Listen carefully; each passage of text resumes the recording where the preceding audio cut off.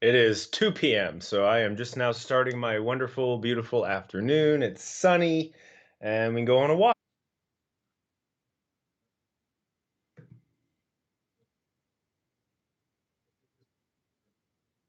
hmm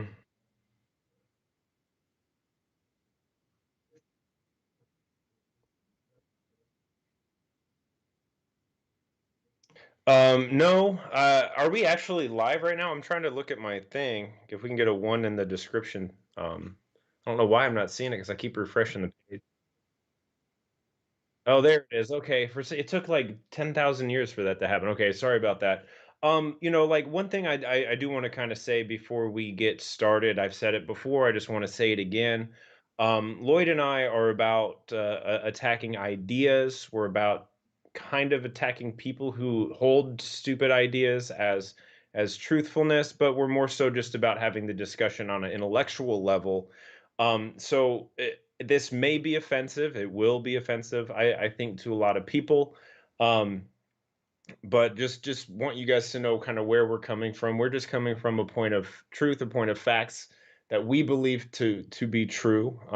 My mind can personally be changed. It's been changed many times in the past. Lloyd, I'm sure the same is true for you. But there's just been it's a very charged topic, right? It's a very poignant topic. It's something that's been going on, for a while, but it obviously there was 4,070 rockets shot into or towards Israel. So I think we're going to look into why, where, how it started. But you're going to give us a really good background of kind of the history of Palestine and what kinds of stuff that they have been involved with. What is their ideology? What is driving their decision-making skills as a country, as a nation, as an occupied space, whatever you want to call it. But actually, before we say that, I remember I was talking to you yesterday, Lloyd. You were kind of talking about um, how much of a small percentage of Palestinians actually want unruly unrest. I don't remember what your stats were. Can you remember what that was?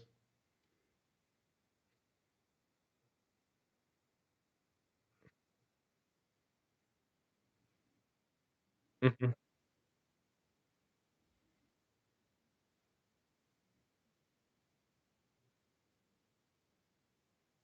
Right.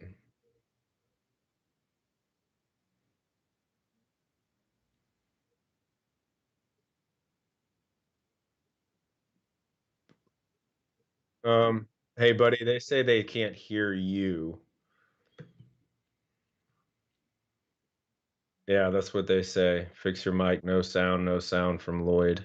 What's funny then is so we're gonna have to like redo the whole thing because you gave like a great opening speech. Okay, And testing. Now, do I have audio? yeah, Yes. can anyone read lips, says Gerald. I'm Can't so hear Lloyd. Did you guys get to hear me? I'm sorry. So basically it guys. started and you saw Lloyd's lips moving and then you get to hear me jump in and start babbling on about who Okay. knows what. Well, let me just start over, guys. I'm sorry about that. My audio is coming through now. I have no idea. Either it's my mistake, but everything works out before I test, and then of course YouTube also gives me grief. Okay, guys, sorry about that. My audio is coming through now. I do apologize, but I am known for making stupid. In fact, I joked with AT before we started that I would probably do something wrong. You Okay, did. guys, I welcome was there. everyone. Thank you. We're here to talk about the Palestinian occupation of Israel. Now, no matter how we phrase this, no matter what we say, we're going to offend somebody, right? That said, I want to talk about things that are off the beaten track. I'm going to look at aspects of history, things that are less known, things that are not discussed, and things that the Islamic side of the argument will definitely want to hide, and that the Fakistinian side of the argument will definitely want to keep secret. Right, so we're going to look a little bit at their ideology, some of their motives, some of the history, but things that are not the common perspective. All right, so guys, let's maybe just jump in to save time since we were late. At, anything you want to add before we go? No, I mean I'm very interested in these 18 questions that you have asked people that no one has answered. So Right. I'm excited to see what these answers are. Now I Googled it myself and I pretty much answered them all, but I wanted to see what you have. Okay, guys, so this is my database that I'm using, and I just want to let you know that this database is available to every one of you. So, guys, if you go into the description, you will see this link, which is a OneNote link.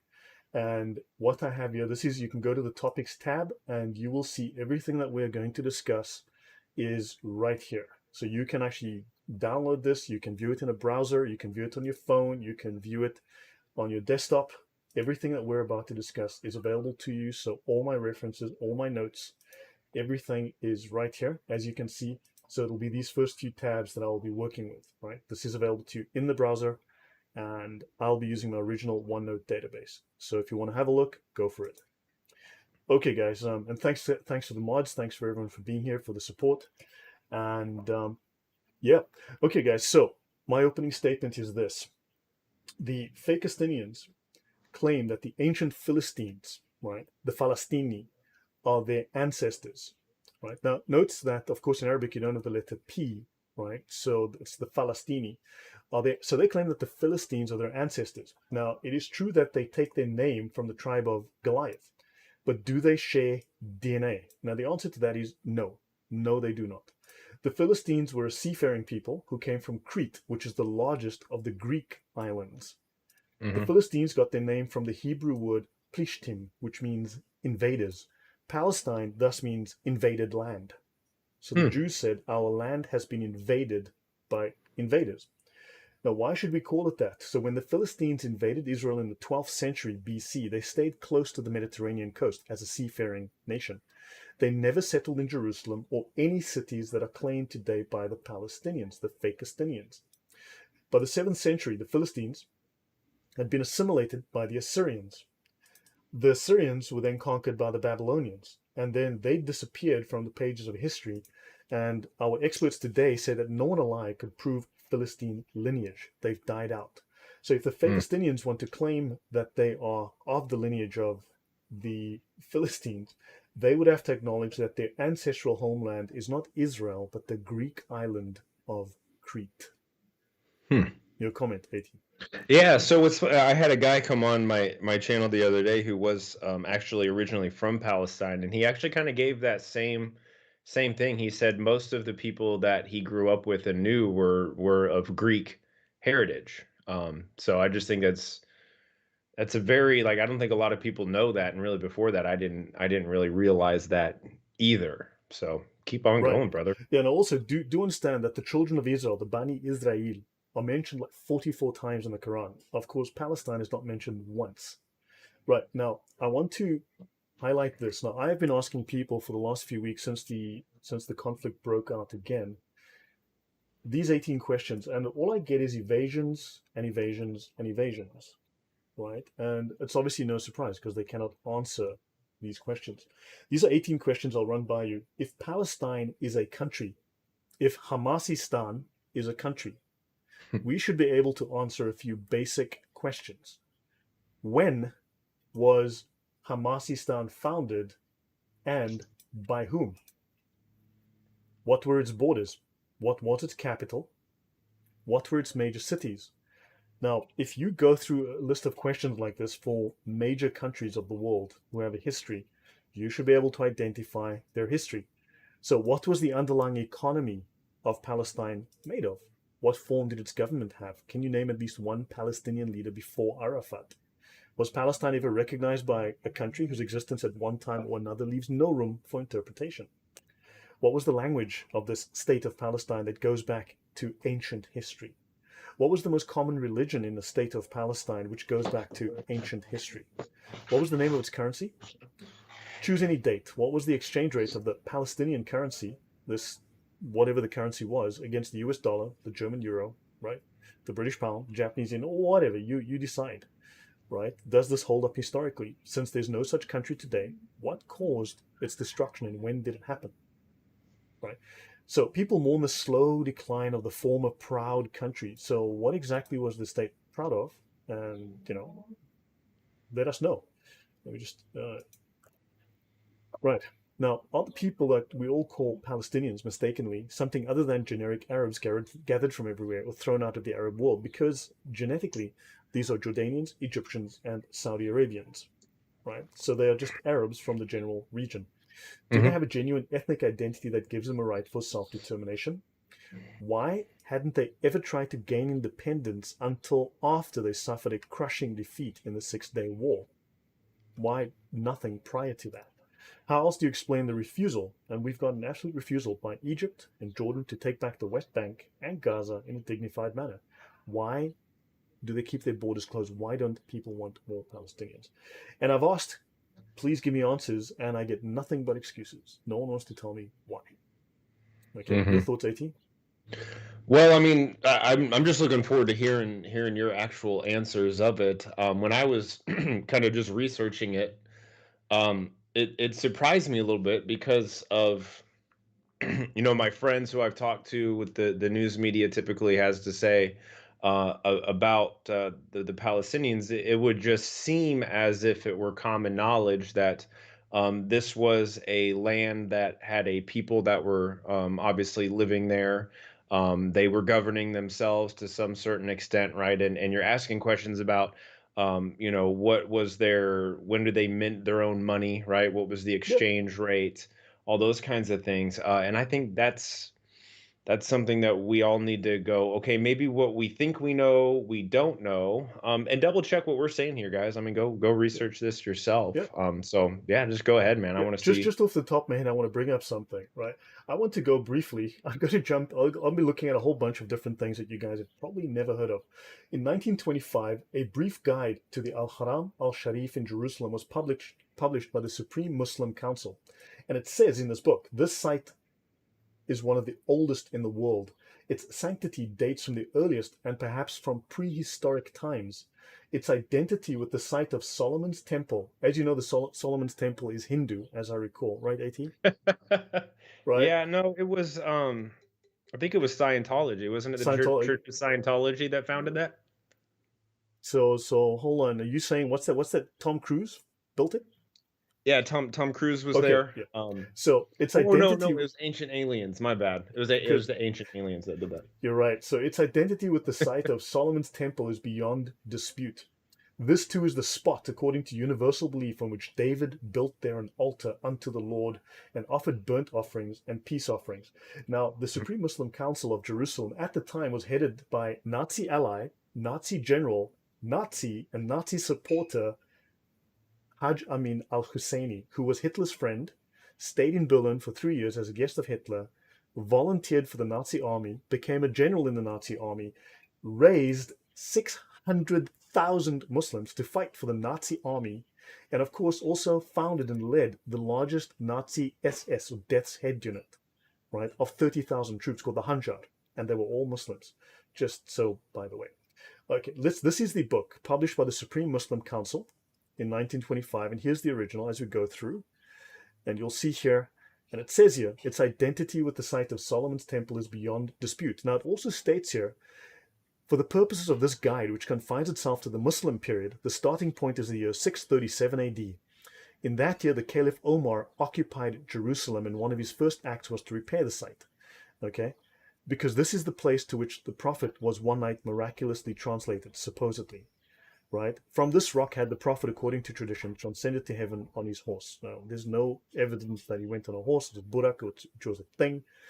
But understand, they say here that they conquered, he occupied. In other words, so this was Jewish land. This was not, so they admit here very clearly that this was invaded and conquered by Muslims, right? And if this is the site, and if the site of the Islamic Al-Aqsa Mosque or whatever is Solomon's Temple, then doesn't that mean it's Jewish? And shouldn't it belong to the Jews? 80? Am I wrong in my Well, I mean, logic? the argument that they're going to give is the fact that they're going to say, as everybody in history ever was actually a Muslim to begin with. So they're going to say that it was built to their god Allah, and that he, just so happened to be a Jewish person, but really he was a Muslim because he worshiped the one God and took his shahada, right? How did they do shahada before Muhammad? There's not even a Shahada in the Quran. Oh. Which page is it Hmm. on? Right.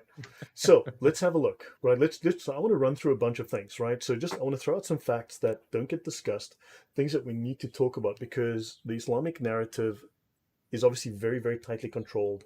And they're pushing this narrative very hard, and we need to look at cracks in it. So there's no P in Arabic. That's why the Arab Muslim armies that conquered Persia, or Parsi, the language of Persia, became Farsi, Mm. right? That's why you have the Falastini and not the Palestini. So the central core of the Persian nation is the ancient province of Pars. Why is this important? So let's think about it. In Arabic, one literally cannot say Palestine. The Palestinians cannot even refer to themselves in their mother tongue as Palestinians because there's no such thing as a language called Palestinian. There never was. They call themselves Falastini. They speak Arabic and there's no P in Arabic.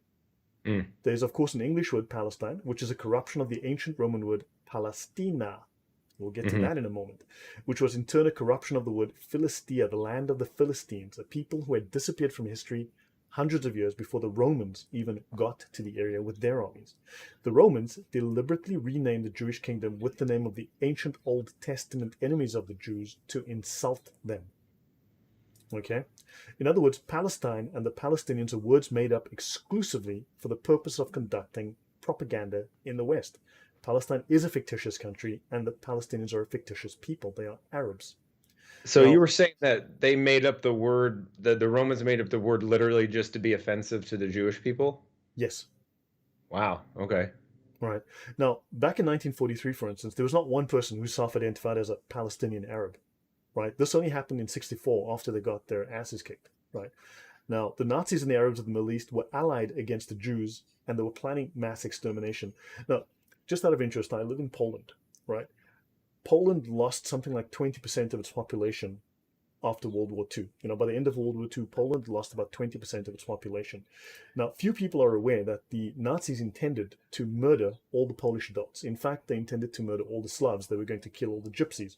As you know, they Hmm. first started by killing all of the mentally ill people in their country. Those who were retarded, those who were, is that word still legal?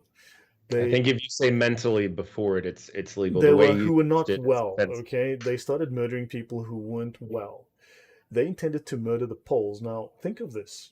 Think of this. They lost 12 million people. Up to 12 million people were lost in Poland. Now, the Nazis are not known to have particularly hated the Poles, but they were going to murder every single one of them, keep the children, and then basically raise the children as Germans under Mm. Nazi ideology. Now, if they didn't particularly hate the Slavs, but they were going to kill all of them, every one of them, wipe them out through starvation, warfare, you name it, labor camps, we know they absolutely hated the Jews. How do you Yeah. think they were going to treat the Jews? Right? Well, Just as a yeah. question. So now the Nazis are no longer in existence, but the Palestinians continue the struggle against Jewish invaders. Now, interestingly, let's have a look at some death tolls. Okay, just an Middle East death toll. The Iran-Iraq War, 1.5 million. Syrian civil war, over 300,000. Yemen conflicts, okay, 237K. Right? Let's look at Iraq, uprising 1991. The Arab-Israeli conflict since 1948, 84,000 people dead. It's actually, of these major conflicts in the region, it's actually the lowest, and yet it gets the most noise, Yeah. right? So there's a little bit of hypocrisy. Also, notice they speak of genocide. Now, when your population goes from 500,000 to 7 million due to genocide, I'd say that either the maths is wrong or there's something wrong with this picture because genocide tends to make you go less. Now, people obviously dispute the whole idea of the Holocaust, right? But from 15 million Jews, you went down to what, 6 million Jews, right? 8 million Jews, whatever it was. I mean, whatever the Right. numbers were, Yeah. like 6 million Jews are supposed to have died, but that's an Correct. approximation, Yeah. right? So the Jews were actually less. The Palestinians have gone up by 6 or 7 times in population numbers or more, right? Yeah. How is that a genocide if the numbers are rising and the Jewish genocide was not a genocide when the numbers dropped by at least half? Hmm. Yeah, that doesn't make any sense. I mean, I think a lot of times you have to take into consideration the intention, right? So that are the Israelis currently are they intending to wipe out the population of Palestine of the Palestinians? Is No, that their intention? no, I think it's fair to say that, as we know, and I'm going to go through various things, that if the Israelis lay down their weapons, they will be slaughtered. They will be wiped out, man, woman, Hmm. and child. Whereas, if Hamas and the PA laid down their weapons, there would be peace. Right. So, thank you for the Right. subscription. So, let's continue. Okay. Uh, so, a couple of things.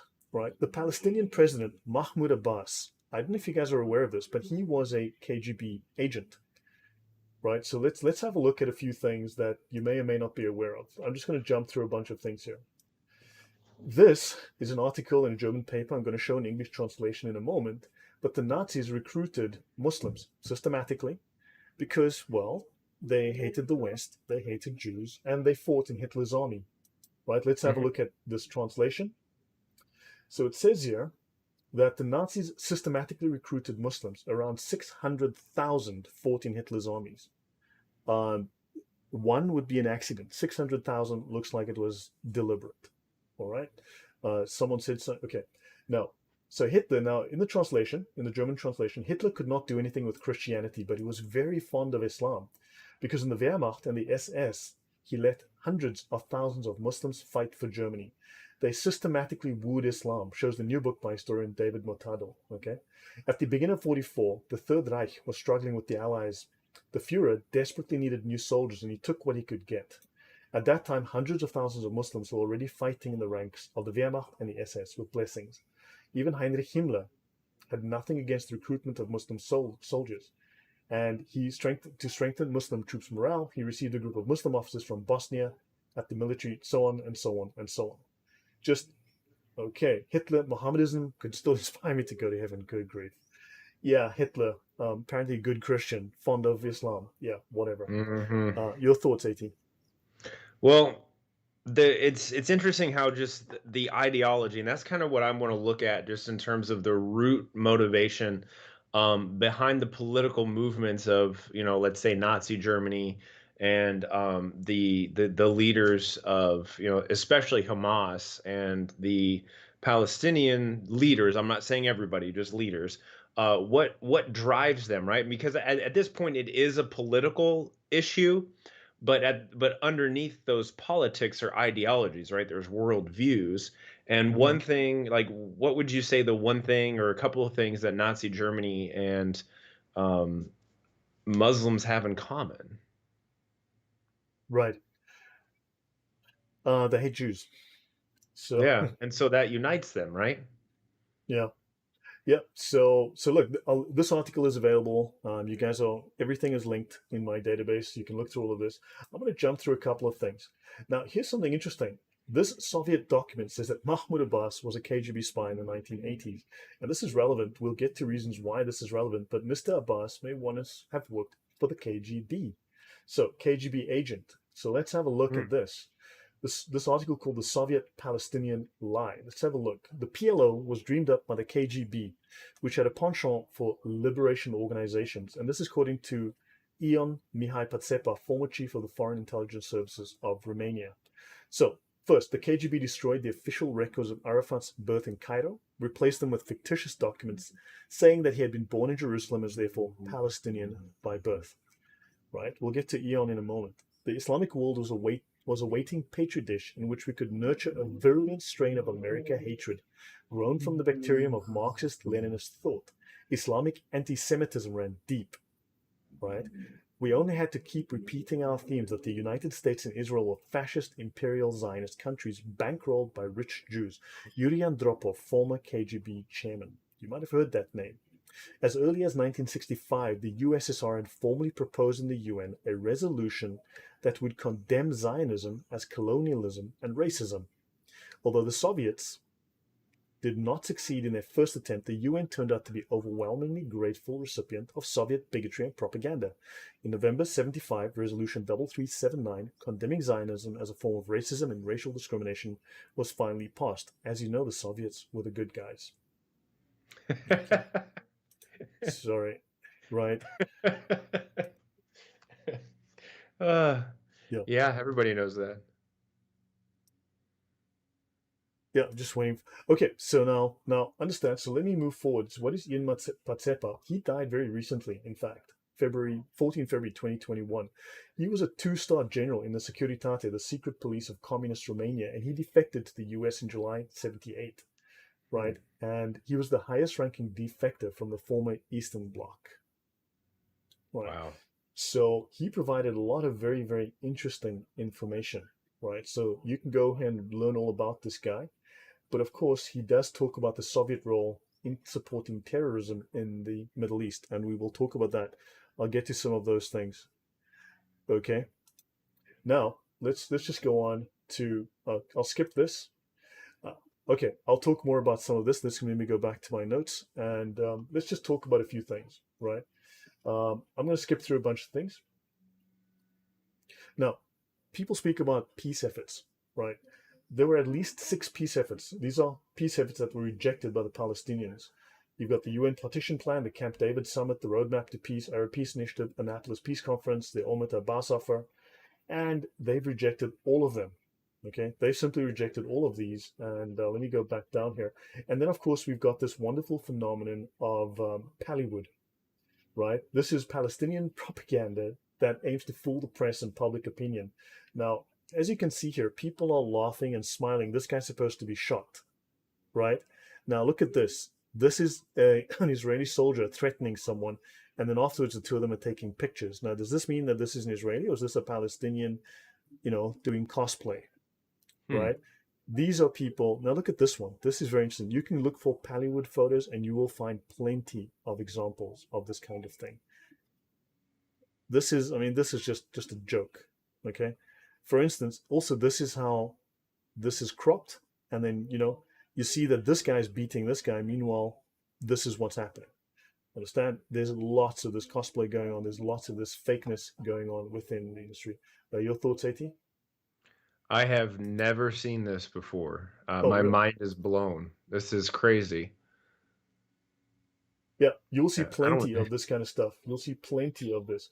Also, it must be noted, okay, the the Israeli army is carefully trained, very carefully trained not to kill, right? They're trained to shoot to wound where possible, right? So that's why all these people have been shot in the leg. Now, do understand that the American aid money, America's been very stupid in providing aid money, right? But the Palestinians are paid money. $7,000 is paid to their family, and they get a salary if they kill Jews and if they die. And of course, they also get, I think, $3,500 a month if they are wounded, right? So they actually get literally paid money to kill Jews, right? Hmm. Um, so Edkin says if Muslims go on rejecting the peace offers, the region will end up in a three-state situation, the solution that neither party wants. Well, yeah, like, I prefer the one-state solution where the whole of the Middle East is given to Israel. So, okay, right. I'm just going to jump forward now. The Soviet-Palestinian lie. We've covered some of this, and I've shown you some of this. These statements. You can read through the article. As I said, the link is available to you to look through for yourself. Here is Yasser Arafat with Romanian leader Nicolae Ceausescu. Okay, Bucharest, 1974. Right, so he got around with all the bad guys, and this doesn't make the PLO the good guys, right? And of course, his grandfather or his uncle was the same Hajj Amin al Husseini that was a general, that was the Grand Mufti of Jerusalem, and also a general in Hitler's army. Uh, any comments from you, Ati, before I move on? Because there's a lot that I just want to get through. I just want to show people Yeah, these just things. keep going, buddy. You're completely just blowing my mind. So I'm just watching this live and having the ability to talk to you sometimes. Okay, so now I want to show you things like this. Now, have a look here. Palestinian authorities crush dissent. This is something we don't hear about, okay? Because the Palestinians, the fake Palestinians are the good guys, right? This is from Human Rights Watch. Okay, Human Rights Watch, of course, monitors human rights abuses. Authorities crush dissent, arbitrary arrests, torture, systematic. Ramallah, the Fatah-led Palestinian Authority in the West Bank and Hamas authorities in Gaza routinely arrest and torture peaceful critics and opponents, Human Rights Watch said in a report released today. Right, so in other words, they're the good guys that don't torture their own people, okay? Journalists are known to receive heavy abuse and to risk their lives if they start to report in a way that these governments do not support. Mm. Understand? And you can find multitudes of articles like this detailing the human rights abuses by these governments. They're totalitarian. They don't only torture their own people, obviously, they attack Israel, they want to kill Jews, but they are also nasty to their own people. I'll get to that in a minute. Right, so understand there are lots of issues with this government, the way they mistreat their own people. Okay, now, of course, let's look at a few facts about Hamas. Now, Hamas is a wing of the Muslim Brotherhood. We'll look at some of that in a moment, but their proper name is the Islamic Resistance Movement. So Hamas is the Islamic resistance movement. Hmm. Okay, right? So let me just continue with that. Let me go through to some of the more important things because I will give highlights and you guys can go through this at your leisure. Everything I'm talking about is provided publicly for you to look at. Now, Hamas completely rejects a Jewish state. Israel, by virtue of its being Jewish and of having a Jewish population, defies Islam and the Muslims. Now, of course, you will find different translations of this, but people don't realize that Hamas has a constitution. They call it their charter, right? The Hmm. Hamas Charter. There's a number of articles, and this is Article 28 in the Hamas Charter. Sorry, my nose is itching. It's hay fever time. So, Israel, by virtue of being Jewish, okay, so basically, just by being Jewish, they are offending Hamas, right? Hamas's ultimate mission, no matter how long it takes, is to fight the Jews and kill them and to replace the Jewish state with an Islamic caliphate. So let's look at Hamas Charter, Article 9. The Islamic Wow. resistance movement aspires to realize the promise of Allah. Allah? I never heard of that guy. Is he someone we should know, Ethan? Anyway, Yeah, you should no matter, not know him. no matter how long it takes. Now, what is the promise of Allah? Well, the Prophet, Allah's prayers and peace be upon him, the hour of judgment shall not come until the Muslims fight the Jews and kill them, so that the Jews hide behind trees and stones, and each tree and stone will say, O Muslim, there is a Jew behind me, come and kill him. Except for the Garkad tree, the box thorn, for it is the tree of the Jews. Hamas Charter, Article 7.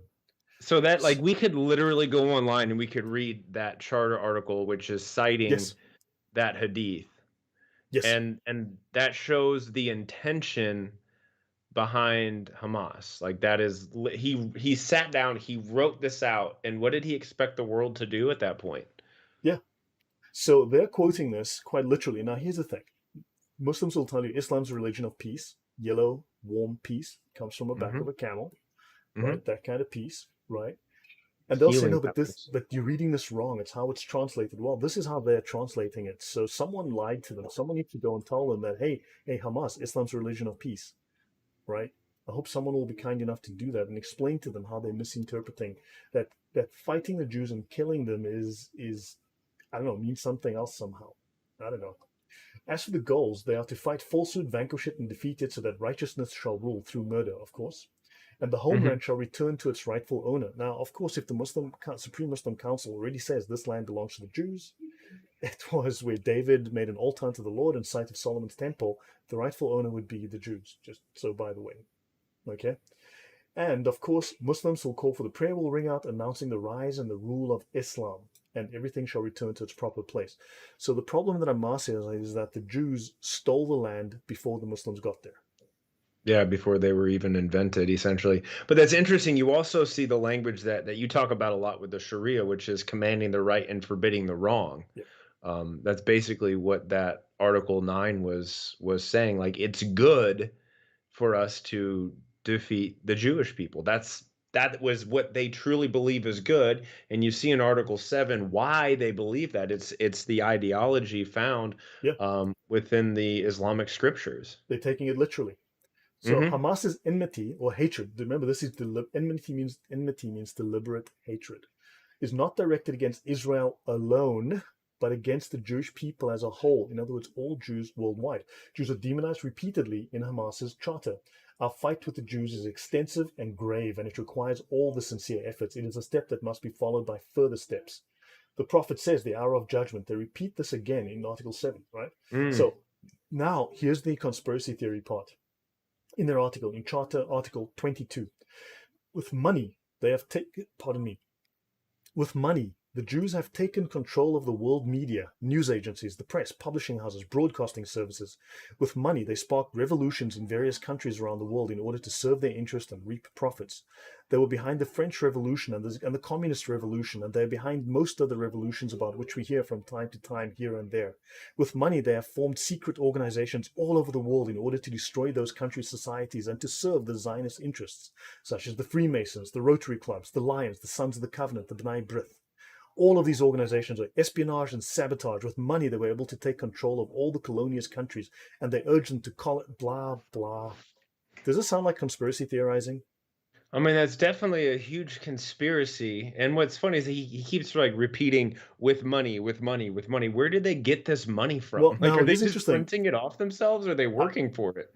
no, I should do a discussion on the I should do a discussion on following the money. Okay, once you start looking at this story about the money, Nicholas Paulson says, please comment on the initial 700,000 refugees that fled from Israel to the neighboring Arab countries in 48, as well as the accusations against Israel of great cruelty. I will touch on those things. I haven't looked at that closely enough, Nicholas, to really comment on that. Yet, yeah, I mean, I had to collect a whole bunch of stuff, so I was trying to get away from the typical narrative. But do understand the largest secret society in the world is an Islamic one. It's called the Muslim Brotherhood, the Ikhwani Muslimun or Ikhwani Muslimin. They have something like 2 to 3 million members. Okay, they have an adherence of followers of up to 100 million people. Now, how many Jews are in Israel? What, 7, 8 million? There's 100 million adherents of the Muslim Brotherhood. Okay, 2 to 3 million Hmm. members. Now, they're speaking of secret societies here, and you've got the largest secret society in the world is an Islamic one. Okay, so I want to have a look at something here. Let's have a look at Freemasons. I just want to have a look at this. So I just want to go here quickly. This is a discussion on, this is from Idris Shah's book, The Sufi. And he says here, the Sufis are an ancient spiritual Freemasonry. Okay, the guy's a Muslim. How I assume he knows what he's talking about. Indeed, Freemasonry itself began as a Sufi society. The Sufis are Hindus, right? At No, no, no. It's a Church of Scientology. They're Scientologists. the Church of Science. Okay, I thought the Sufis were Muslims. I could be wrong, but Freemasonry began as a Sufi society, as an Islamic society.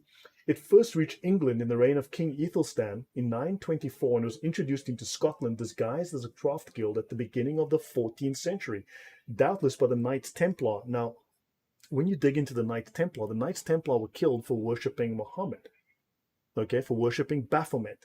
Baphomet is Muhammad, actually. So, and since we're talking about this, actually, let me actually go there. Why not? Since this would be Hmm. interesting. Okay. Um, I need to look for Baphomet. Let me find that.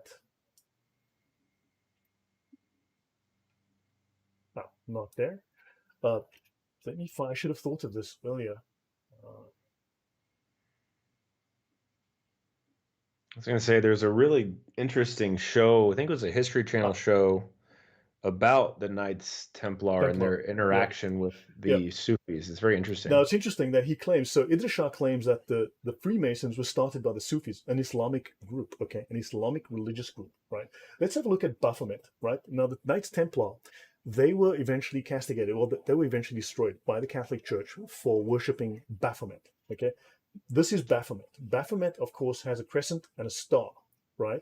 A crescent and a star. You might be Hmm. familiar with the crescent and the star as the symbol of Islam, just so by the way. Modern scholars agree that Baphomet was an Old French corruption of the name Muhammad, with the interpretation being that some of the Templars, through their long military occupation, had begun incorporating Islamic ideas into their belief system, and that this was seen and documented by the inquisitors as heresy. In fact, they were Muslim Templars because the Templars started to invite Muslims in and they converted to Islam. Okay, Oh. so in Chanson de Simon Puy, written before 1235, a Saracen or Islamic idol is called a Baphomet. And a chronicler of the First Crusade, Raymond of Aguirre, called mosques Bafumarias. And if you look at the Oxford Dictionary, never heard of it, but must be important, Baphomet is a form of the name Muhammad used in medieval Europe. Hmm. Just so by the way, just thought I'd throw that out there. Yeah. Any thoughts from you, At? That's nuts, man. Like even like the symbols being used are pretty much the exact same thing. And the fact that there's actual historical data that you can look at and read about that links the things together is pretty interesting as well. Yeah. So understand there are lots of issues going on here. So Hamas rejects compromise, negotiations, or a diplomatic end to the conflict. Okay. They've made it very, very blatantly clear there is no solution to the Palestinian problem except by jihad. Jihad, as you know, is the peaceful effort to eat more salads, you know, and Give more and hugs, get more hold more hugs, hands, more hold walks more on the beach. hands. exactly. That's what jihad is. Unless I'm Uh-huh. mistaken, I could be wrong. I don't know. Do you think I'm wrong, guys? Not So, at all. No. so the Islamic resistance movement, so the movement educates its members to adhere to its principles and to raise the banner of Allah over their homeland as they fight their jihad. Fight their jihad. I don't know, guys. You might want to translate that for me, but there is no solution to the Palestinian problem except by jihad. Eating salads, I think, because Hmm. I keep getting told we misunderstand this word. So yeah, fighting jihad. Apparently Hamas is fighting jihad. Those rockets, could that be jihad? Yeah, like they were confetti rockets. They were supposed to blow up and then just shower confetti all over Israel. I Fireworks, remember fireworks. that. Yeah, exactly. Okay. Yeah. So notice peaceful solutions are all contrary to the beliefs of Hamas. All peace. So Hamas has rejected any and all peaceful solutions from the word go.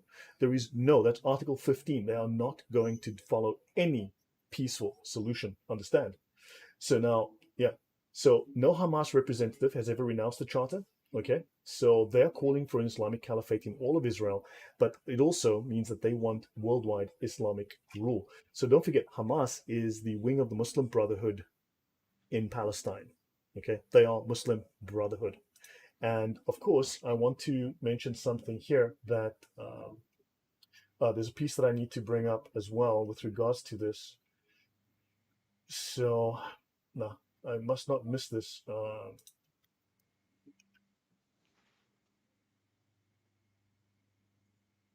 Okay, so here we go. I want to mention the USSR engaged in international smearing campaign in the Arab world. So they engaged in international smearing campaign in the Arab world. In 1972, the Soviet Union launched Operation SIG, Zionistskive Gosударства, or Zionist governments, with the purpose of portraying the United States as an arrogant and haughty Jewish fiefdom financed by Jewish money and run by Jewish politicians whose aim was to subordinate the entire Islamic world. Some 4,000 agents were sent from the Soviet Union into the Islamic world, armed with thousands of copies of the old Russian forgery, the Protocols of the Eldest of Zion, according to KGB chairman Yuri Andropov. And the thing with these conspiracy theories, like I'm not totally above them. I can be convinced of them, but like any good crime, right, that happens or any good detective has to figure out motive for the Yep. crime. And I've asked a couple of Muslims this question and they're like, "Oh, the Jews do this and the Jews do that." I'm like, "For what purpose? For why?" Like I don't understand what the motive is for like the United States government to get involved like deeply into this. So far as I know, the United States government spends something like $3 billion plus every single year just to support Israel. Well, And they're that like, money oh, is but the spent, US is man. making money. No, the US is not making money. No, The the US US is gives that losing money. money. The US gives that money to, look, for instance, they were giving $3 million a year to Pakistan as well. What is Pakistan doing? Financing jihad, right? Pakistan was Same in getting money. Iraq, No one same complained same about in that, yeah. right? But also, that money is meant to be spent in a particular way. It's meant to be spent on aid, like building Mhm. schools, not firing off homemade rockets. And Right. also, it is usually with the military aid, the US gives you the money and you have to spend it in the US. So that money goes right back to the US so that you Yep, like entrench your. 74% gets spent back, yes. Yeah. Okay. So I'm going to skip forward. I'm going to jump to the next item here. So I've covered that. Okay. Now these are things now you've learned. Okay. So you've learned now these things about, and I've covered this already. So I'm going to go forward, cover some other things. Now, of course, if we look, I mean, there's loads of crimes committed. Okay. Now notice Hamas. Let's look at Hamas. What good guys they are. Okay. Hamas targets Jewish civilians. This is a war crime. Okay. Now, of course, if you have your rocket launcher in a creche with kids or in a hospital, okay, somehow Hamas is unable to put their rocket launchers in military bases or in an open field. I don't know why, but somehow the best place to put your rocket launcher is in a creche filled with kids or a school or a hospital. Just me, but I think it's possible to put it in an open field so when it gets bombed, you don't kill 100 kids to go with it. But you have to make a choice. They are forcing a hard choice. They're forcing an impossible choice. I need to Mhm. protect my people and I need to blow up that rocket launcher and I'm going to kill 50 kids in the process. And unfortunately, if you need to defend your people, you need to take out that rocket launcher. It's that simple. right? Those are indiscriminate attacks against anyone and everyone because they hate Jews. They hate all Jews. This is not the Israeli government. They hate all Jews. Right Hmm. now, Hamas's brutality and disdain for civilian life extends to its own population, its own Palestinian population. So there was brutality following their election win. They were elected into the government, right? People voted for them. So they won the elections in 2006. They sent their militia into the streets. They attacked their opponents with assault rifles and grenades. They assassinated, they tortured their Fatah rivals. They killed women, children, and foreign diplomats. Some examples: Jordanian diplomat Khalid Radaida was killed when Hamas gunmen shot through the windshield of his car, despite the fact that he bore a diplomatic license plate. They ambushed and opened fire in the car of a Fatah loyalist, Baha Balushi, killing his 3 young children, 9, 7, and 4. On their way to school, 6 other children were also wounded. Hamas waged a bloody coup against Fatah. They stormed the home of a Fatah security officer, killing his 14-year-old son and 3 women inside the house. And this just goes on, and there are numerous reported human rights violations. Nicholas Paulson, tell him to shut up. I live in Sweden. We spend a horrendous amount of money on Palestinian foreign aid. That is, yeah, yeah. So, Sweden, the moral superpower of the world. So, the Palestinian Independent Commission for Human Rights in 2007 records almost 5 times as many complaints about human rights violations made by Gaza residents following Hamas's takeover of Gaza than in the half year preceding it. So once they took over, there were 513 human rights violations versus before. So they multiplied human rights violations. A comparison of the number of rights violated shows a tenfold increase for the 6 months of 2007 following the Hamas takeover: 1,487 human rights violations. Arrests without warrant. Now, I come from South Africa. People were moaning about, I don't know, a few hundred prisoners, whatever, being sent to prison, arrests without blah, blah, blah. But it's okay when Hamas does it because they're the good guys. Complaints about torture increased almost 70 times. 743 incidents versus 11. This is 2007. How do you think it is today? Right? Torture and seizure. There's just record after record after record after record of torture, and human rights violations. 80, your thoughts before I move on to the next thing. It's just nuts. Like, and this is information that we need to be reading. Right. So the PA continues to arrest and intimidate Palestinian journalists in the West Bank. This Palestinian was tortured, but no one cares because it wasn't by Israel. Now, here's the thing: the Chinese are literally rounding up Muslims in China, putting them in concentration camps, working them to death. Their wives are given to Chinese men to have sex with, to make babies, to make Mhm. them no longer have Muslim babies, but to make Han Chinese babies and make them good communists. And also, they're literally cutting these people open and taking out their organs. Okay? I'm waiting for the Muslims to protest at the Chinese embassy. Have you seen that happen, AT? Because I I don't think they haven't. care about Muslims. I think they just hate Jews. Well, and here's Okay. and I think unfortunately I think that's right. I have such a hard time believing that someone can hate a group so much they're willing to basically oppress their own people. But I'm just starting to see that as being closer, or the reality of what's going on. You know what's kind of sad is I've seen videos by ex-Muslim atheists speaking out against the kind of genocide or whatever is going on, or the ethnic cleansing in China. And I've even seen Christian apologists speaking out against it. And not that Mm-hmm. I don't watch a whole lot of Muslim channels, but I've not yet seen any degree of speaking out against it. And even if there was, it has not come to the same degree as which the Israel-Palestine conflict is being Yeah. spoken about. Yep. Yeah. So I'll move on. So, guys, we've spoken about the death toll. I'm just going to go and jump forward into something else. So I want to cover a bunch of things. This is the religion of peace. Okay. This is a symbol of peace because they're the good guys. 2 AK-47s and a grenade over the land of Israel because these guys are the good guys. Right. This is the yeah, yeah. This is what Israel is dealing with. Okay, so I'm going to now. What's interesting? Here's something very interesting.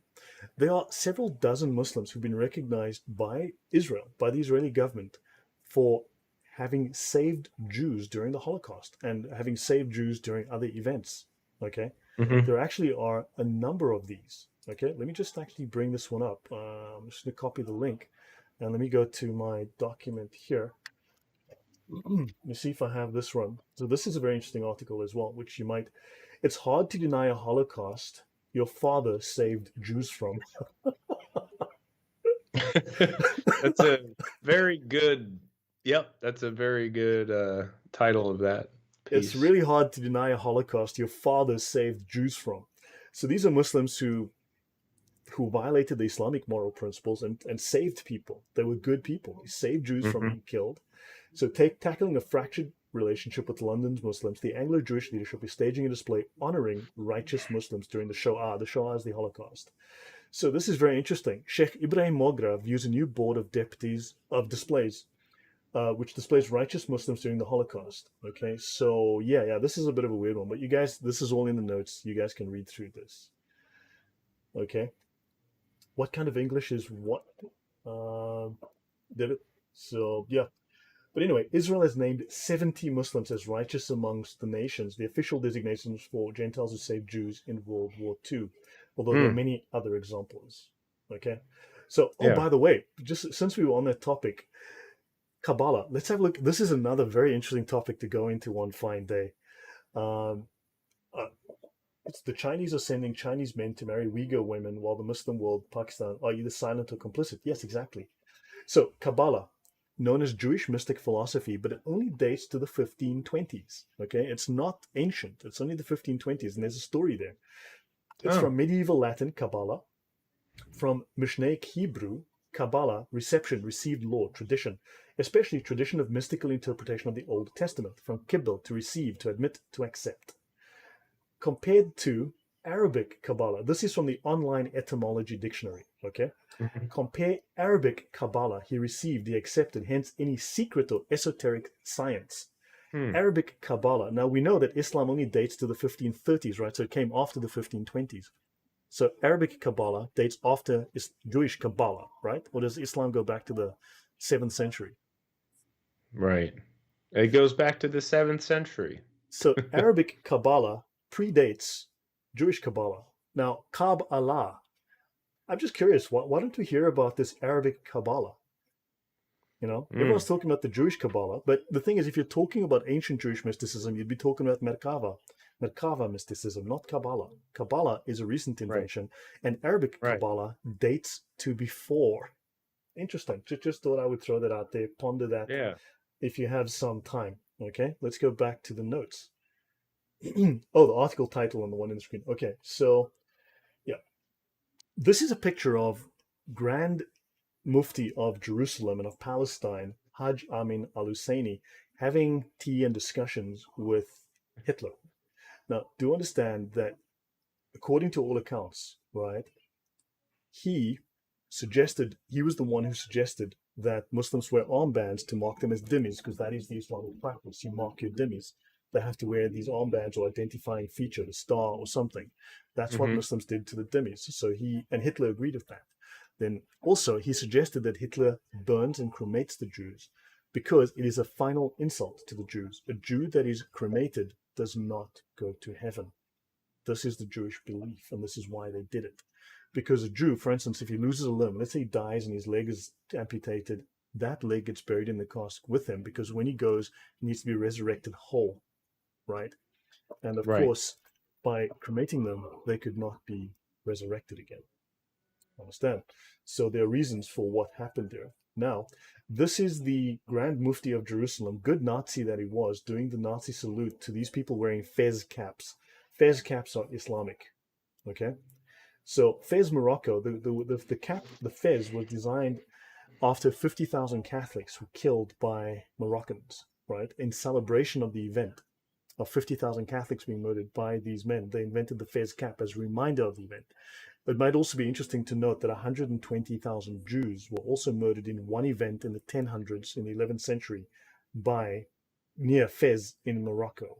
So, yeah. MMSU says, what about the conspiracy of the Young Turks under the Ottomans being a Jewish creation where Jews became? Yeah, look, Shabtai Zvi. That would go back to the story of Shabbatai Zvi or Shabtai Zvi, right? Shabtai Zvi, you would know his followers as the Frankists. Now, of course, people say the Frankists are Jews. Now, interestingly, Shabtai Zvi converted to Islam, right? His followers converted with him, which means the Frankists might have a Jewish identity, but they're Muslims. They are crypto Muslims. Now Hmm. everyone talks about crypto Jews, and believe me, whatever happens, Muslims always project.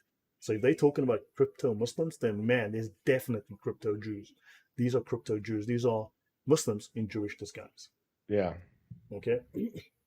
So moving on from this, this is him with the Nazi leadership. That's good old Himmler right over there. Hitler's number two man. This is him with his troops. Awesome, great guy. Him with Himmler again. This is him, blah, blah. So I guess this is not just one photo. Oh, and this one is interesting. Islam and the Jews with these fez caps, right? Fascinating stuff. Reading about Islam and the Jews, right? And this is him with Himmler, Hitler's number two guy. Okay, this is him. Oh, this is Yasser Arafat's uncle or grandfather. I can't remember which. I think it's his grandfather. His uncle, sorry, his uncle. So Yasser Arafat has a proud lineage with not only having the Nazi family, but KGB. Oh, So yeah, doing his Nazi salute all over the place. Okay. Amin al Husseini was known for saying, "Slaughter Jews wherever you find them. Their spilled blood pleases Allah, our history, and our religion. Religion of peace, guys. Warm yellow camel peace, as we all know." Comments from you, AT? this is incredibly depressing, honestly. Like this is breaking my heart with like seeing all the hatred just because a certain people group have a certain bloodline. I just can't wrap my head around it. Okay. So yeah, Hajj Amin al Husseini, as he likes Arabs to see him, especially Arabs bearing arms. Okay, so Hitler of the Holy Land. This will be a very interesting book to read. A first-hand report on the Mufti, master of terrorism. His development, his influence actually created. Now he was very close to the founder of the Muslim Brotherhood. Okay, that's another story. So he's very close to the founder of the Muslim Brotherhood, and between the two of them, they have founded something like 200 Islamic terror groups who have been inspired by their example. Yasser Arafat was related to Husseini. Yes, Husseini was his uncle, as I recall. So here he is, Hajj Amin al Husseini. So there's the Mufti of Jerusalem during the British Mandate period in the years 1921 to 37. Then, of course, you have this wonderful book here. It's actually quite detailed. The Nazi Connection to Islamic Terrorism, Adolf Hitler and Hajj Amin al Husseini by Chuck Morse. Right? This is the remarkable story of Hajj Amin al Husseini, who in many ways was a big Nazi villain, as big a Nazi villain as Hitler. And to understand his influence on the Middle East is to understand the ongoing genocidal program against the Jews of Israel. He was a bridge figure in terms of transporting the Nazi genocide in Europe into the post-war Middle East. He was the Arab Palestine leader during the British Mandate period. He introduced violence against Arabs as well as against Jews. He met with Adolf Eichmann in Palestine in 1937 and went on the payroll as a Nazi agent. Right? He played a pivotal role, behind the scenes role, in instigating a pro-Nazi coup in Iraq in 1941, urging Nazis and pro-Nazi governments in Europe to transport Jews to death camps, in training pro-Nazi Bosnian brigades, and in funneling Nazi loot into post-war Arab countries. Was he a good guy, or was he a baddie? What do you think, AT? Horrible person, man. Evil, horrible. Yeah. So understand that violence against Jews dated to well before the establishment of Israel as a country, right? Well before 1948. If you'll find records, long records of violence against Jews long before Israel was established. Okay. Now, I'm not going to get into any of that history because I need to go and research that more thoroughly. But I want to show you a side of this that you're not aware of. Okay. So this is one of his quotes apparently. Arise, sons of Arabia, fight for your sacred rights, slaughter Jews wherever you find them. Their spilled blood pleases Allah, and that will save our honor. Grand Mufti of Jerusalem. Okay. Yeah. So, how evil was the Mufti? Most evil. Okay, so here we go. This is him with Hitler. And of course, in 1943, Nazi Muslims created a group called the Cream of Islam. Amin al Husseini created the Hanjar division of Nazi Muslim soldiers in Bosnia, what he calls the Cream of Islam. It becomes the largest division in the Third Reich army. It's actually close to 30,000 men, and they participate actively in the genocide of Serbian and Jewish populations. They were just killers. Hanjar was the name given to the dagger worn by officers under the Turkish Ottoman Empire. Muslim soldiers pledged allegiance to the Nazi regime in an official statement prepared by Heinrich Himmler, head of the SS, the Schutzstaffeln, the Nazi troops. So the largest Nazi division, okay, was Muslim, not Christians, Muslims. Now let's have a look. Muslim members of the Waffen SS 13th Division, the Hanjar, at prayer during their training in Germany. This is a German prayer, right? This is typical German behavior, correct, AT? Yeah, right along with the Church of Scientology. Yeah, exactly. So, yeah, these German troops, these are German troops. They're practicing. I don't know. Maybe it's I don't know. Maybe it's a German practice we've never heard of. But this is the sword of Muhammad Well, with they a eat a lot of swastika. sauerkraut, so they got to get that gas out somehow. Oh boy, only the man in front is safe. Okay. Now, Adolf Hitler was known to have apparently said something like, "The only religion I respect is Islam. The only prophet I Hmm. admire is the prophet Muhammad." Hmm. Okay, so Ahmed Huber quotes his friend Hitler, okay, in Kevin Coogan's book, The Mysterious Ahmed Huber, Friend to Hitler, Allah and Ibn Laden. Okay, so Christians live under the delusion of a Jewish-based myth. They worship a Jewish identity. They believe the Jews are God's chosen people. Christians cannot condemn Jews because they would be condemning their own faith. How can the most insidious enemy of all time be the very people you base and trust your life upon? You can't criticize the Jews when you are hoping to spend eternity with the Jewish God. Adolf Hitler in Mein Kampf. Of course, you do know that Mein Kampf is still very much a bestseller in Palestine, right? Because they're the good Oh, guys. really? Wow, no, Yes. I didn't know that. It was translated there, like it was. They translated it. I mean, there's a whole story about it, but read up on Mein Kampf and the Arab World. It's a big That's bestseller. nuts. Okay.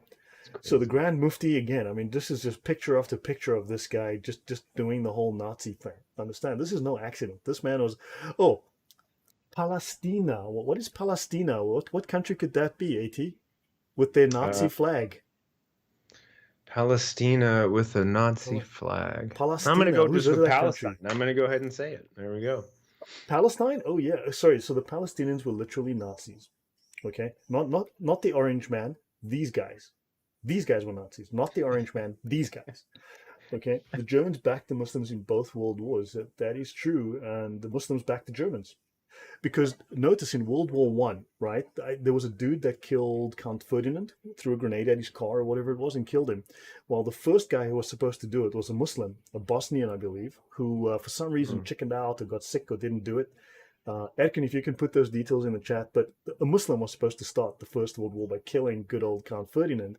He chickened out, and some other dude did it. It was supposed to be a Muslim. Just so, by the way, the Germans th- take a step back. The Muslims.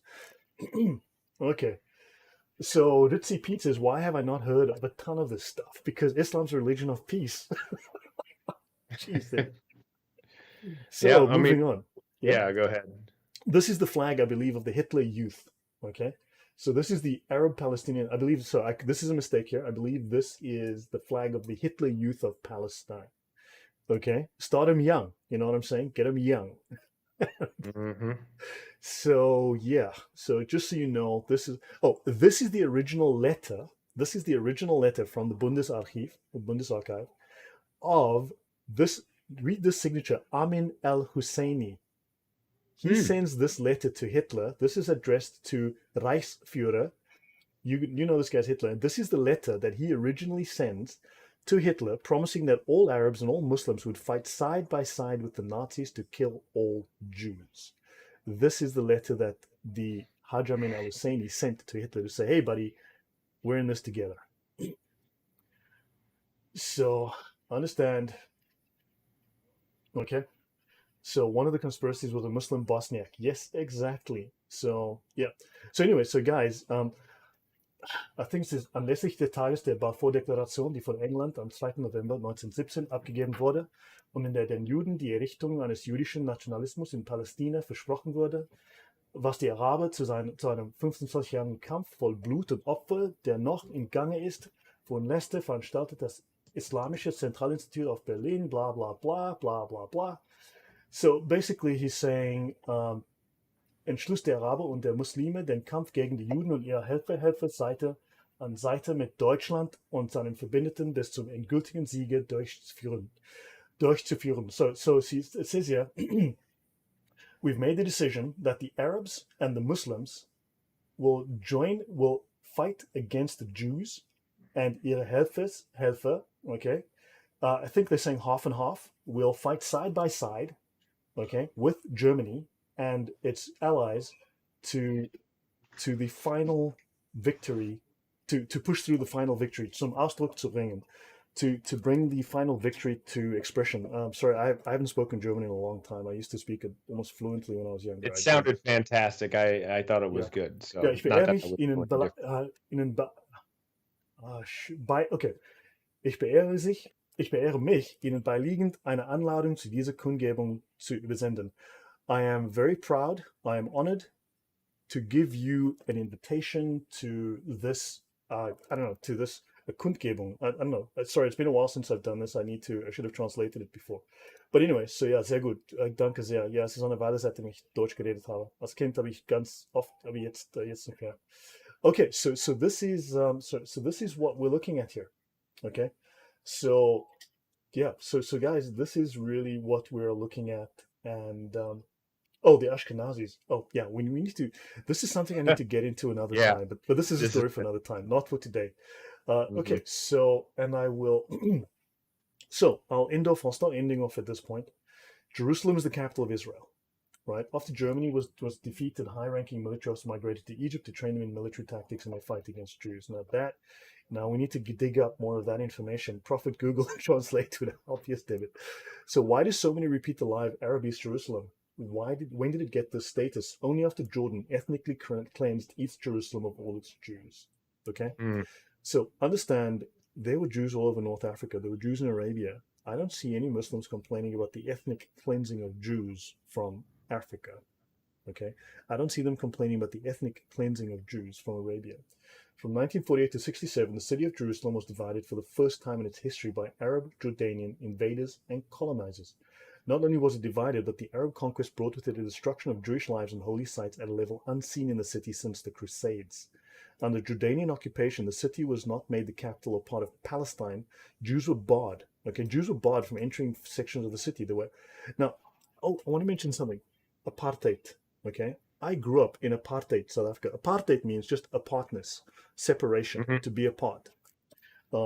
Now, I should do a show one day just to annoy people, okay, to discuss what was happening, what the white government was doing during apartheid. And you would find that the policies of the South African government were overwhelmingly positive for the blacks. Okay, now I'll do a show on that because the story that you've been told about apartheid is a big fat lie. Yes, bad things happened. Yes, bad things happened. But you see, one of the major reasons that the blacks were separated from, because the blacks were also separated. Remember, they moved the blacks to different areas because you see, when they were together, they murdered each other, they slaughtered each other, they killed each other. So you know what? When people are killing each other when they get together, you put one group over there, you put one group over there, you keep them apart so they don't murder each other, which is generally a good idea in civilized nations. So that's part of the reason for apartheid. But I'll talk about that, and we'll talk about the policies and just to annoy the hell out of people. So understand, there's a 3,000-year history of the city of Jerusalem.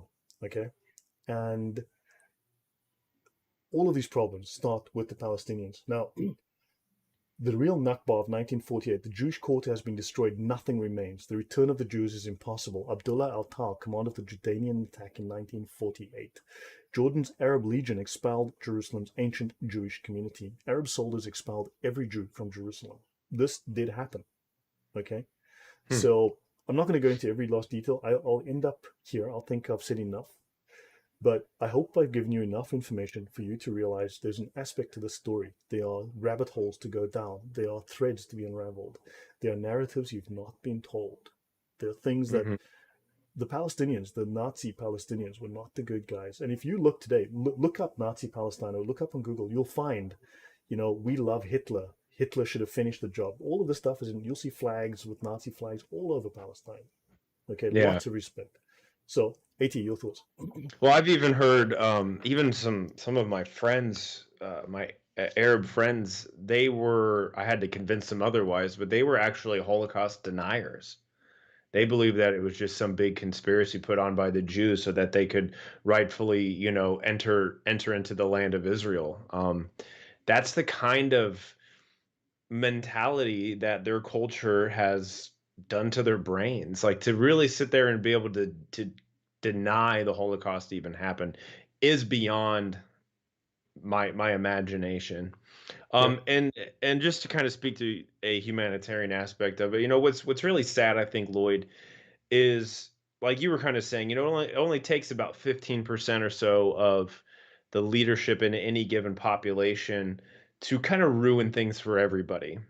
I mean, obviously, the West Bank has well, not the West Bank, sorry, Gaza has Hamas, right? A terrorist state, essentially. But I would be willing to bet that a pretty good summation of people there just want to live their lives. They want to live their lives freely. They want to be able to go to and from, wherever they are and just take care of themselves and their family. And it is a tragedy to see that they can't do that, right? They can't do that, and it's because of their leadership. Their leadership is effectively screwing them over, and that's horribly depressing. And so you and I got to talking about this the other day.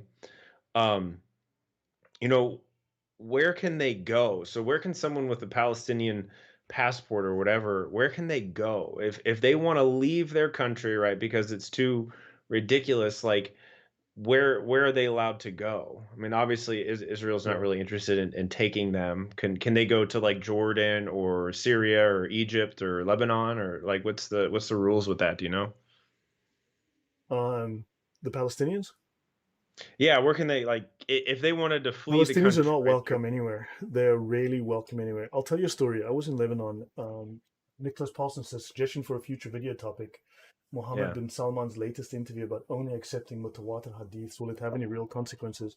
So, Nicholas, on the matter of mutawatir hadiths, scholars have only agreed. Okay, Islamic scholars, and this is, remember, this is after centuries of debate, right? What Islamic scholars have only agreed that there are one to a maximum of five mutawatir hadith in the entire corpus of 2 million hadith. Okay, so if they can only agree that a maximum of five hadith are mutawatir, I mean, like, that's not a lot now, is it? Okay, Yeah. so really, this whole story of mutawatir hadith is a joke because there's a maximum of five, right? So yeah, no, and don't forget, there's at least 2 million hadith, 2 million, of which only about 19-20,000 are considered da'if, sahih, and hasan. So Hmm. it's like 1% of hadith are legit, and like literally 1,980,000 are considered complete trash. I mean, like, yeah. And also, it's crazy. Muslims will go, that's a da'if hadith, that's weak. And then somehow saying that that's weak makes Islam true. It's like, I mean, seriously, lately I've just started saying when Muslims tell me what the Bible says, I'm like, that's the corrupted Bible. The original Bible said something different. Okay, that's the corrupted Bibles. You need to get the original Bible because it is completely different. Or they'll say, Hmm. but that the Bible says that's a da'if narration from the Bible. That's not a sahih narration in the Bible. That's weak. Well, seriously, man, we've been on this merry-go-round so long.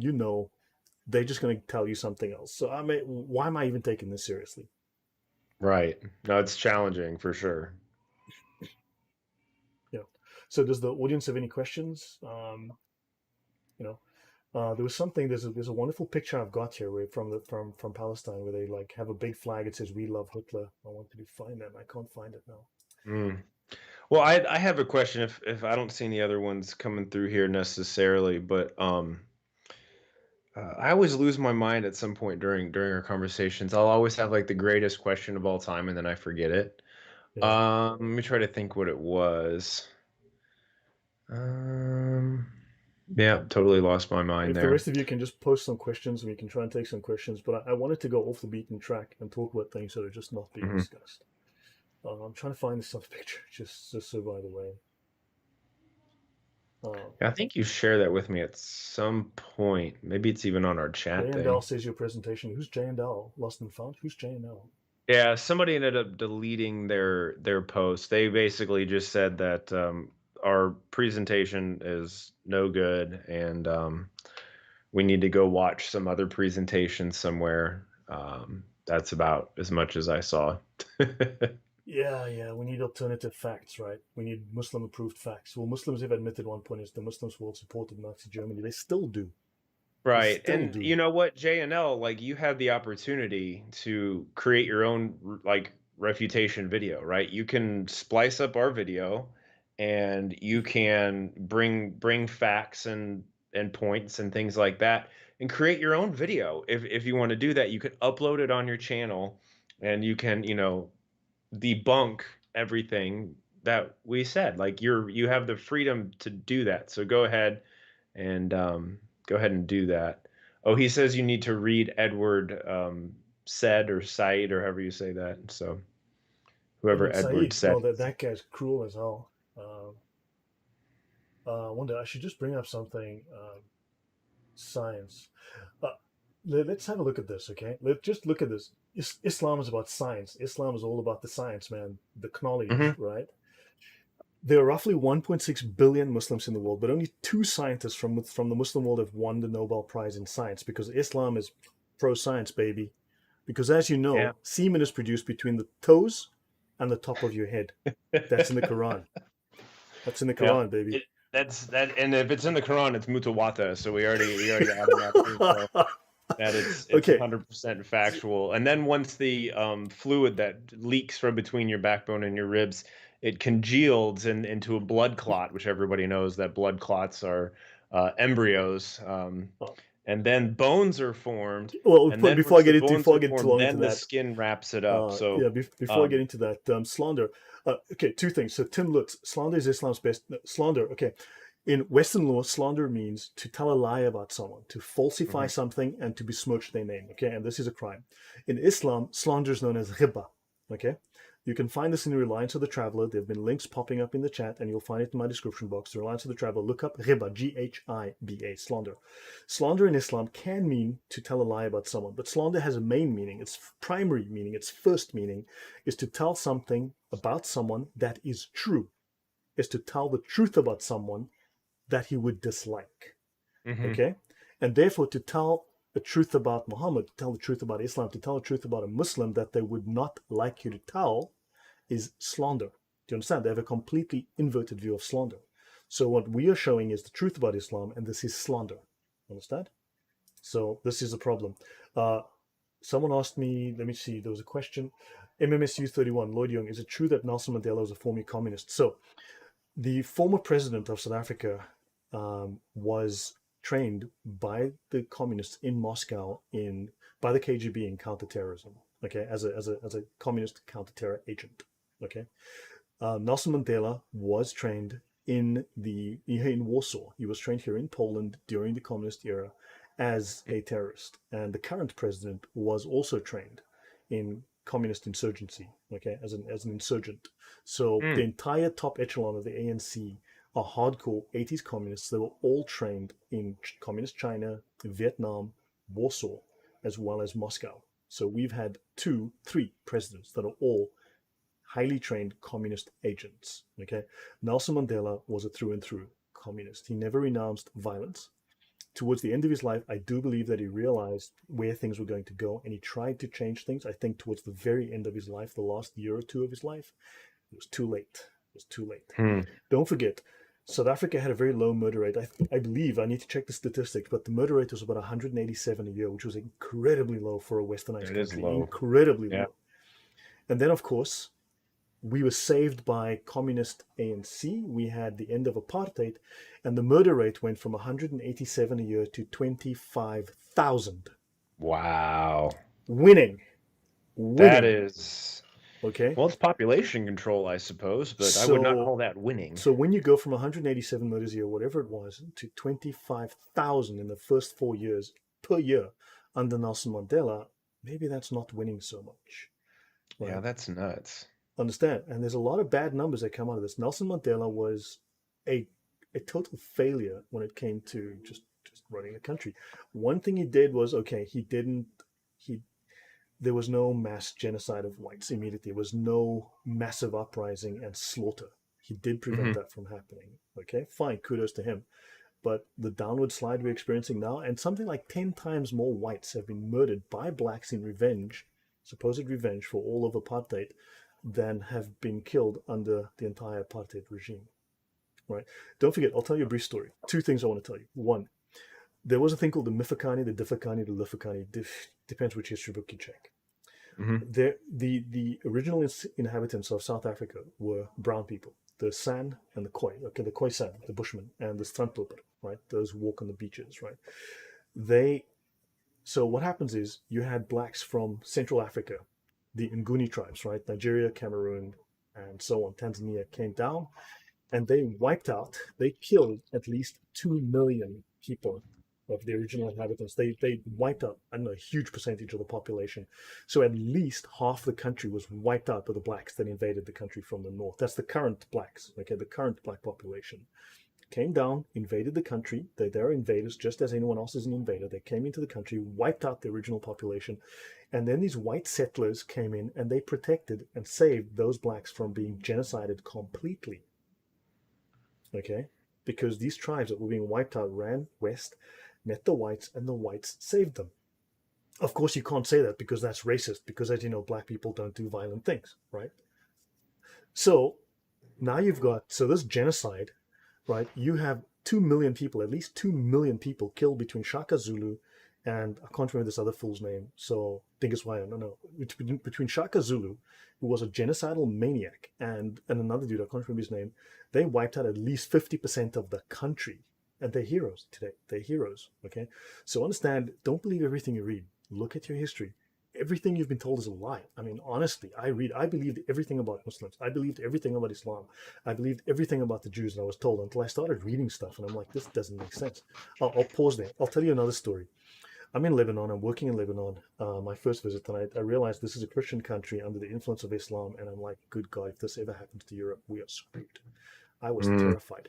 So I get to this one town. I can't remember the name, and there's this massive wall, like a prison wall around it, and okay, I need to go back and research this, but I'm just telling you what happened from memory, right? So there's this massive wall, and I'm like, is this a prison? Because it's like a 6 or 6 meter wall or something. And they say, no, that's an old Palestinian refugee neighborhood. Palestinians came here, they were resettled, they were given everything, and for 4 years there was hell. These Palestinians would come out, they got weapons, they were criminal, they were violent. They started imposing their version of Islam on the population, and they started attacking the government, they started car bombings, killing politicians, killing police, killing judges. They were starting to sow terror in the community. And the government trying to negotiate and say, look, what can we do? Just stop, please stop. But they obviously wanted to impose their version of Islam on the whole country, right? Because they're crazy. And for 4 years, the government gave them creches, money, schools, hospitals, medicine, doctors, you name it. And eventually the government built this wall. And I was at the military base. I was working at the military base where they bombed them from. And eventually the government said, enough. They took 1,000-pound bombs. They dropped those bombs on the neighborhood, which was now behind these walls. And as far as Mm. I was told, they murdered 4,000 men, women, and children over one night. Killed them all. Wow. I will say they did tell me the problem stopped after that. You make of that what you will. AT, up to you. Well, it's a crazy world, man. That's all I can say about that. Um, yeah, I mean, I think that's pretty good from my end. I don't know if I saw too many other comments here. Apparently, because we don't know who the Edward said guy is, then we don't know anything apparently. So Mhm. I'll be happy to read more about Edward said and see what he has to say. I have no Yeah. problem with that. I have no problem with Yeah, opposing Michiel van der views. Vlies says Leiden University has a researcher did study on how Muslims always blame other people. Don't forget, it is illegal for a Muslim to believe ill of Islam, to believe anything negative. Okay, the punishment for this is death. Let me actually just go here. Uh, I don't want to go to that. No. Actually, let me just bring up a document which I think might be useful. Sharia manuals and guys, so I'm going to end off very shortly. I went longer than I anticipated, but I hope this has been interesting. If there are more questions, please mention them and I will try and get to them. Yeah, the ANC is corrupt as hell. I'm just downloading this file and I will. So, Muslims are not allowed under any condition to think ill of Muhammad, to think ill of Islam, to think ill of Allah, to do so, even if, remember, slander is to tell the truth about Islam. That's slander, right? So it's slander, but it is also a crime called Sab al Rasul. This book is called The Unsheathed Sword Against the One Who Insults the Messenger, okay, written by Sheikh ul Islam Ibn Taymiyyah, one of the 28 or 29 best scholars of Islam to ever live, okay? besides the four imams who established the four schools of jurisprudence, and above them Ghazali and then Muhammad, right? Notice, Mhm. let's just begin here. Whoever insults the Prophet is to be killed, whether they are Muslim or a disbeliever. Killing is prescribed on him, the one who insults the Prophet, and it is not permissible to imprison him or show him favor or ransom him. Any Muslim or non-Muslim who insults the Prophet is to be killed, and repentance is not sought. I think that's pretty clear from that. This book concerns the Islamic ruling upon those who insult the final prophet and messenger, Muhammad. Okay? And so understand the objective of this work is to clarify the Islamic ruling on this subject. So the one who insults the Prophet, whether Muslim or disbeliever, is to be killed. So these are the Sharia rulings on insulting Muhammad. Okay? Mhm. And they clarify, so whoever insults the Prophet is to be killed. So we are talking about Muhammad in an unsightly way. So according to Islamic law, all of us suffer the death penalty. Okay, the scholars have consensus that whoever insults Muhammad is to be killed. Now, how they define insult is not the way you would define insult. Understand? The Muslims have unanimous agreement upon killing whoever insults the Prophet. It is the ruling that whoever insults other than him is to be lashed. And this consensus is the consensus of everyone and the companions, the tabi'un, or the followers of Muhammad. Okay, and the Yeah. companions of Allah's Messenger. So they're the followers of the companions. Right? So the companions and the followers of the companions. I think this is clear. Right? The whole book, if you just go through it, page after page, kill them, kill them, kill them. Right. There's no way to interpret this differently. Your But thoughts, Akil?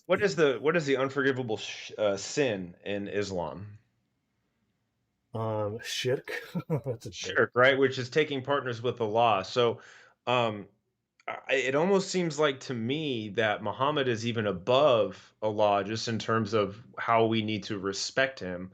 Are there any rules on if you draw pictures of Allah or you insult Allah, do No, you have to get your no, head that's chopped weird, off, or bro. is it That's only weird. if it's Muhammad? No, that's weird. It That's is weird. weird. And then even when you take the Shahada, right? That's how you become a Muslim. You say, "Oh, there is no God but God." Why don't just leave it at that? Why do you have to keep going and say, "And Muhammad is his prophet"? Well, it's because it's shirk, in my opinion. It's shirk to begin with. Just even to become a Muslim, you have to take a partner with Allah, and you're willing to kill people and be killed for Muhammad, but not so much Yeah. for Allah. That makes Yeah. not No, much because sense. also don't forget, it's in the Sharia. I'm not going to go into the reference now, but it's in the Reliance. Download it. You're required as a Muslim to believe in Muhammad, and you have to love Muhammad more than anything else in the world. You have to love him more than your wife, more than your children, more than your parents, more than your friends, more than even your own life. Thou shalt love the Lord thy Muhammad with all thy heart and all thy strength and all thy money too, in fact. And all my Okay? wives and my children, Yes, especially because if they're thou shalt love daughters. Muhammad, because Muhammad is the only way to Allah. If you believe in Allah, it is not enough. You cannot go to heaven No? because, as you know, Allah stands alone. Allah needs nobody. But if you don't believe in Muhammad, you don't get to Allah. I am the way, the truth, and the way to Allah. My name is Muhammad. Understand? If you do not believe in Muhammad, Allah doesn't know you. He's never heard of Yeah. you. Understand? Well, but there's no compulsion in religion as the sword comes down upon you. It's nuts.